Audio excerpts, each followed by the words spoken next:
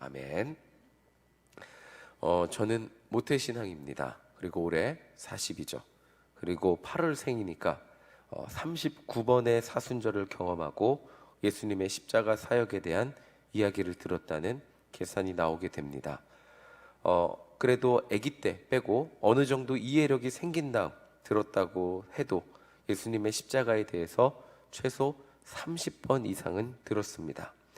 나를 위해 죽으신 예수님의 십자가 사역이 정말 익숙한 이야기죠. 너무나 당연한 이야기인데 오늘 설교를 준비하며 다시 읽은 이 예수님의 십자가 이야기를 사람이 이렇게 읽어보니까, 다시 한번 읽었을 때 사람이 이렇게 낮아질 수 있는가에 대해서 다시 한번, 여기까지 낮아질 수 있는가에 대해서 다시 한번 생각하게 되었습니다.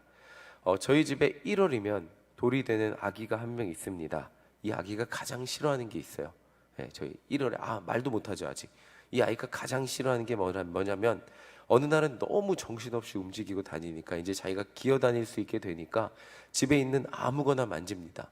하루는 이렇게 낮은 장에 TV가 낮은 장에 있는데 TV를 끌어내리려고 그래서 넘어질 것 같아 갖고 말려서 데리고 나오고 온갖 것을 다 만집니다. 그래서 제가 안았어요. 안고 양팔을 꼈습니다. 못 움직이게. 그랬더니 그 아이가 견디는 시간은 10초.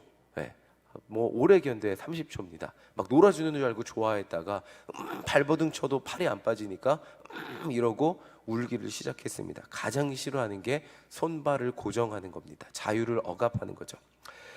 자, 그때 제가 이 아이의 모습을 보며 정말 많은 것을 깨달았습니다. 이 어린아이, 1년도 살지 않은 아이라고 할지라도 자유를 속박하는 것, 손발을 묶는 것은 가장 힘들어한다는 것입니다.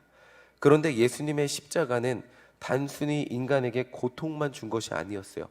여러 가지 그 무서운 고문들, 이런 것들이 아니었어요. 손과 발에 못을 박고 십자 모양의 나무에 사람을 매달아 놓는 것이 십자가 형벌이었습니다. 사람을 아무것도 할 수 없는 존재로 만들어 매달아 놓은 것이 십자가라는 것입니다. 로마 시대에 로마 당국이 누구한테 이 십자가 형벌을 주었는지 생각해 보아야 합니다.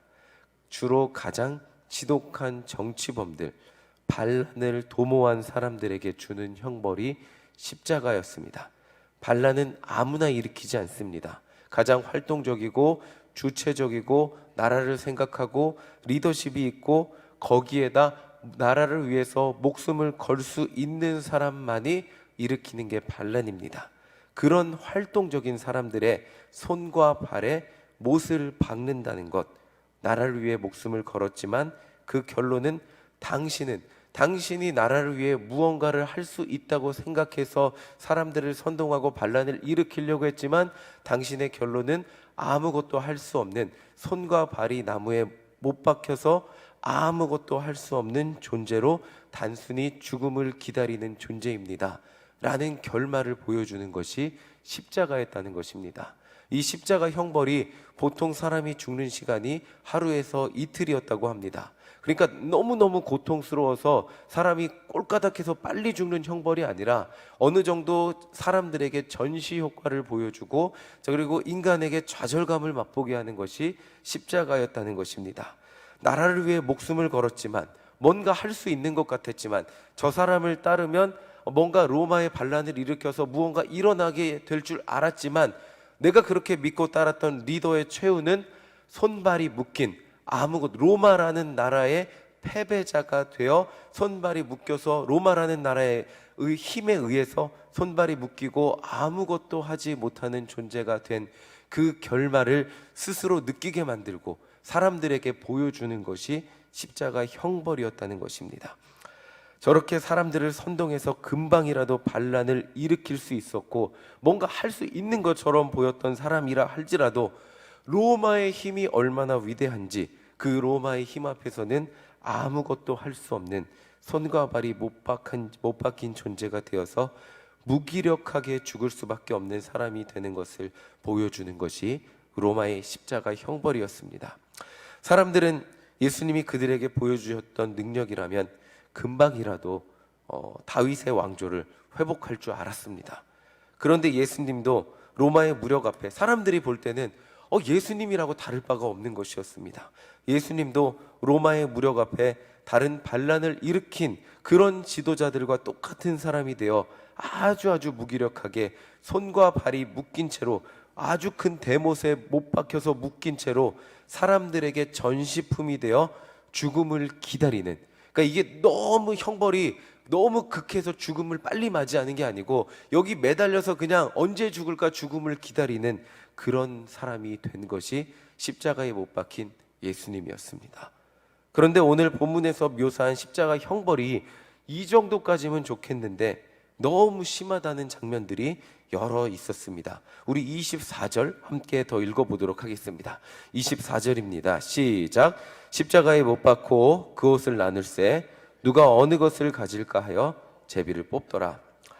우리가 십자가 그림 많이 있잖아요. 그런 성화들을 보면서 그냥 이렇게 상상을 하게 되는데 실제로 예수님이 십자가에 나체로 매달렸다고 합니다. 벌거벗은 채로 아무것도 옷을 입지 않고.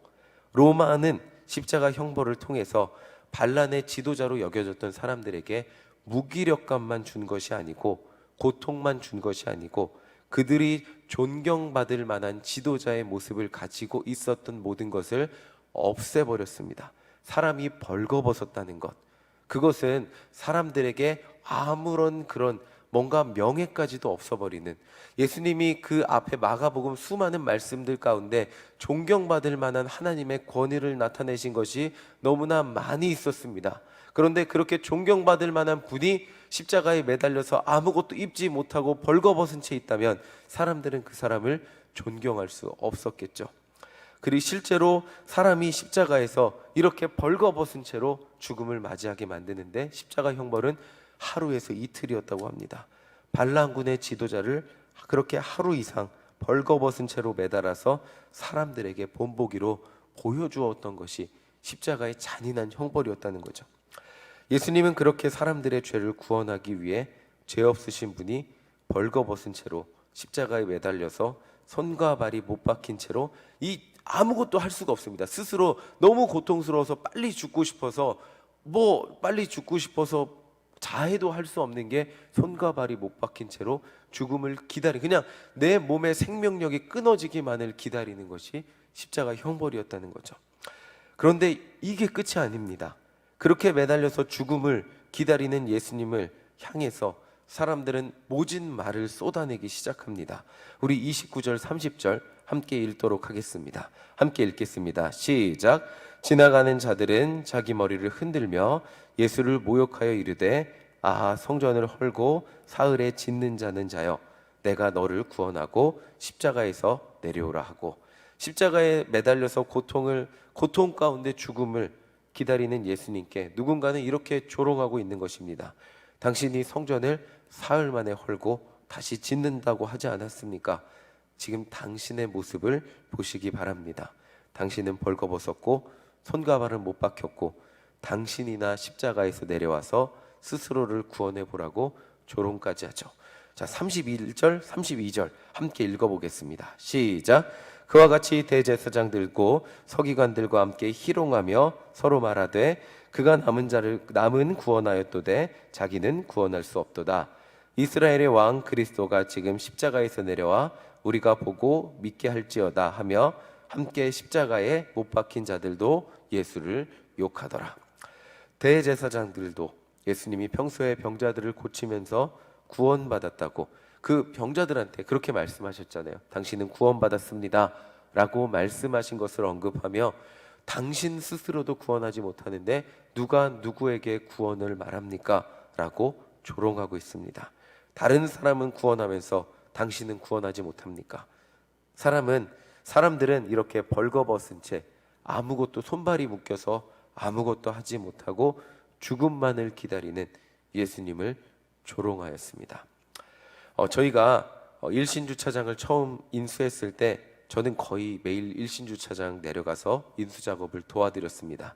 그때는 뭐 정장도 잘 안 입고 그냥 청바지 입고 이렇게 갔는데, 처음에는 아무것도 모르고 자동 주차 시스템이 작동이 어떻게 되는 원리도 모르니까, 근데 차들이 오는 시간이 있습니다. 주로 7시에서 9시에 막 몰려오고 4시에서 6시에 막 나갑니다. 근데 어느 날은 이게 컴퓨터가 꺼졌어요. 그러면 주차 차단기가 아예 안 움직여요. 컴퓨터 한 대 꺼진 것 때문에. 그럼 차들이 한 20대가 기다리다가 한 10분 정도 기다렸는데, 우리나라 사람들은 차만 타면 1분, 30초도 기다릴 수 없는 사람들이 되는데 10분을 기다렸습니다. 난리가 났습니다, 진짜로. 그래서 막 발을 동동 구르고 있는데 어떤 아저씨가 저한테 와갖고 막 있는 욕 없는 욕을 하는 겁니다. 그리고 뭐 그 하대는 기본이고, 그냥 자기 자식한테도 안 할 것 같은 막 욕을 막 하면서 주차장을 왜 잘든 막 이러면서 막 욕을 하는데, 그때 제가 화가 나기도 했지만 한편으론 이런 생각이 들었어요. 아, 내가 목사로 편하게 살았구나. 저분들이 제가 주차장에 그 한 달 가까이 있으면서 청바지 입고 있는 날이면 어른들, 특히 76, 70대 분들은 그냥 자기 아는 사람들처럼 일로 와봐, 차가 안 빠, 차 좀 빼줘, 이런 식으로 저를 그냥 되게 젊은 청년 보듯이 반말을 굉장히 많이 하셨어요. 그런 것들을 경험하면서, 아, 나는 목사로 편하게 살았구나. 나이가 젊어도 무시를 당하지 않고 어느 정도 사회적 존경을 받으면서 어르신들을 만나도 꼭 존대를 해주시는 삶을 살다가, 갑자기 그때 막 욕을, 막 있는 욕 없는 욕을 들으면서 막 화난 모습을 상대하니까 적응이 안 되고 마음이 힘들었습니다. 자, 이 정도의 인격적 모독도 마음이 굉장히 힘들었던 기억으로 남습니다. 예수님이 견뎌야 했던 십자가 고통은 단지 육신의 고통뿐만이 아니었습니다. 제가 묘사해드린 전체적인 십자가의 장면을 생각해 보면, 이거는 진짜로 누군가를 정말 사랑해서 구원하고자 하지 않으면 이런 수모 중의 수모를 어떻게 견딜 수 있었을까라는 생각을 해보게 됩니다. 가끔 드라마를 보면 부모님이 모든 자존심을 내려놓고 자녀를 위해 무릎을 꿇고 때로는 바닥에 납작 엎드려서 눈물을 흘리고 비는 장면이 나옵니다. 자녀는 막 부들부들 떨지만 무릎 꿇는 부모님을 보고 아무것도 하지 못하는 그런 모습이 나오죠. 우리는 그 장면을 보며 부모님을 무릎 꿇게 하는 나쁜 놈들에게 화를 내기도 하지만 부모님의 사랑에 눈물을 흘리기도 하죠. 부모님인 자녀를 위해서라면 무릎 꿇음 이상의 더한 것도 할 수 있는 존재라는 것을, 그 사랑을 기억하며 마음이 먹먹해지기도 합니다. 예수님의 십자가는 영혼을 사랑하지 않으셨다면 견딜 수 없는, 영혼 구원이라는 목적이 없었으면, 더 정확히 말한다면 여러분들을 구원하기 위한 목적이 있지 않으셨다면 절대로 한 개인이 견딜 수 있는 고통과 아픔, 수모와 창피함이 아니었습니다. 못 견디죠. 일본 사무라이 영화를 보면 그런 게 나옵니다. 수모를 당하느니 명예로운 죽음을 택하겠다. 그러면서 오히려 그냥 할복을 하고 그냥 수모를 당하느니 명예롭게 죽겠다고 말을 합니다. 근데 예수님은 우리를 구원하기 위해서 온갖 수모를 당하시고 죽으셨습니다. 그것이 예수님의 십자가 사랑이었습니다. 부모가 되어 보니까 예전에 부모님들이 베풀어 주셨던 그 사랑들이 얼마나 고마운 사랑인지 깨닫게 되는 순간들이 정말 많이 있습니다. 과거에 너무나 당연하게 들었던 예수님의 십자가 사랑을 오늘 인생을 살아가면서 또 40번째가 넘었겠죠. 다시 한번 오늘 설교를 준비하면서 이 본문을 묵상하고 또 묵상하면서 제가 실제로 예수님을 닮기 위한 삶을 살기 위한 그런 모습이 되어보니 십자가 사랑이 얼마나 큰지 저는 흉내도 낼 수 없다는 생각을 다시 한번 해보게 되었습니다. 내가 예수님이라면 한 영혼 구원하기 위해 벌거벗을 수 있을까? 내가 예수님이라면 사람들 모두에게 손가락질 받을 수 있을까? 내가 예수님이라면 과연 이 모든 수치를 견딜 수 있을까? 예수님의 사랑이 저를 구원하기 위해서 그 수치를 당하셨다고 생각하니 다시 한번 얼마나 큰지 깨닫게 되었습니다. 우리를 위해 예수님을 보내주신 하나님의 사랑을 기억하는 이 강림절 기간이 되시기를 간절히 소망합니다. 예수님의 사랑은 정말 묵상하고 묵상할수록 더 크게 느껴지는 것이, 어제 느끼지 못했던 그 사랑의 깊이가 다시 한번 더 크게 느껴지는 것이 예수님의 사랑입니다. 이 강림절 기간에 다른 어떤 것이 아니라 예수님의 사랑의 크기 때문에, 그 사랑의 은혜 때문에 감사하고 다시 한번 묻어졌던 우리의 마음 가운데 눈물이, 감사의 눈물이 회복되는 이 강림절 기간이 되시기를 간절히 소망합니다. 예수님이 이 십자가의 모든 수모와 아픔을 견딜 수 있었던 이유와 목적, 이유는 바로 여러분들입니다. 여러분들을 구원하기 위해서 이 모든 수모와 아픔을 견디셨고, 여러분들 주변에 있는 그 한 사람, 전도 대상자를 위해서 그 모든 수모와 아픔을 견디셨습니다. 그리고 그 수모와 아픔 때문에, 그 고통 끝에 우리는 구원받을 수 있었습니다. 오늘 이 새벽 시간 예수님의 십자가 사랑을 기억하며 우리 모두 그 예수님의 사랑을 다시 한번, 매번 40번째 듣는, 어떤 분은 80번째 듣는 이야기가 될 수도 있습니다.